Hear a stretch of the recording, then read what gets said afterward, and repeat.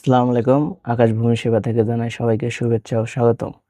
আজকের আলোচনার বিষয় হচ্ছে বাপ দাদার জমি বিক্রয় হয়েছে কি হয় নাই তা জানার একটি কৌশল। আমরা সাধারণত দেখে থাকি আরএস রেকর্ড, এসএ রেকর্ড বাপ দাদা থাকা সত্ত্বেও দেখা যায় অন্যজন ভোগ দখল করে থাকে। এই ভোগ দখল থাকা সত্ত্বেও আমরা দেখি কাগজটা কিন্তু আমার বাপ দাদার নামেই থাকে, কিন্তু দেখা যায় তাদের কাছে যে বলি যে আরএস রেকর্ডটা আমার বাপ দাদার নামে, কিন্তু আমরা জানতে চাইলে বলে তো বাপ দাদা বিক্রি করে গিয়েছে। কিন্তু আমরা যদি বলি তখন দলিলটা বা কাগজপত্রগুলি যদি দেখান, তো বলে না, কাগজ দেখাইতে পারবো না, তোরা যেভাবে পারিস তুলে নিস। আজকে সেই এমন একটা বিষয় জানাবো, যে বিষয়টা যদি আপনি জানেন, সঠিকভাবে কাজ করতে পারেন, তাহলে আপনাদের জানতে পারবেন বাপ দাদার জমিটি বিক্রয় করছে কিনা।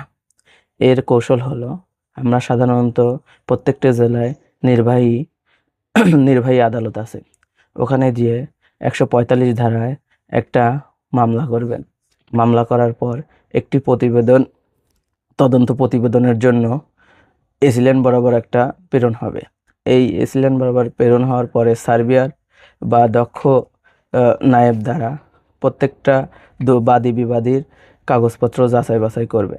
এই যাচাই বাছাই করার পরে আপনার দেখতে পারবেন প্রতিবেদনের সাথে যদি বিবাদীর কাগজপত্র সংযুক্ত না থাকে, আপনি বুঝবেন যে আপনার বাপ দাদা জমি বিক্রয় করেনি।